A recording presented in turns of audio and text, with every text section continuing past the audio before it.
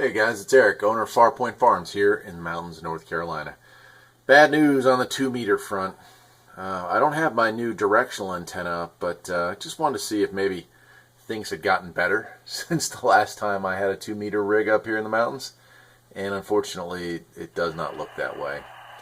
I was able to pick up one real short, distant conversation the first time I hooked this up to the Antron. Now, before I get some hate mail, I know that the Antron is not designed for 2-meter, but I just wanted to hit receive only. I'm not transmitting, and it's a good size antenna, so it ought to be able to pull in some signals. I've got nothing. I can't get to any of the repeaters, and occasionally I'll get a little bit of static coming through, but it just scans through the whole band and starts over again.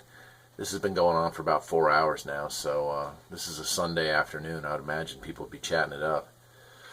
Unfortunate, but I am going to go ahead and put the 2-meter antenna that I got, the directional one, I'm going to aim it at the closest repeater, and I'll give it another shot when that happens, but it's not looking good so far. Now, also, I have hopefully got a dual band 2-meter, well, not a 2-meter, but a dual band handheld ham radio coming in the mail, and I'll get into that in another video.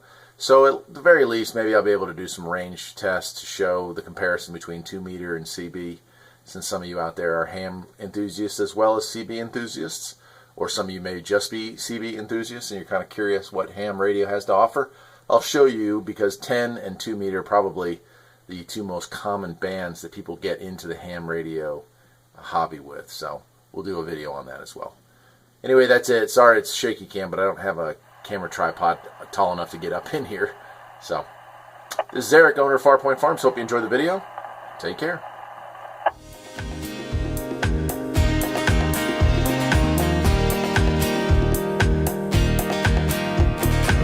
There's always something that needs a little fixing on Farpoint.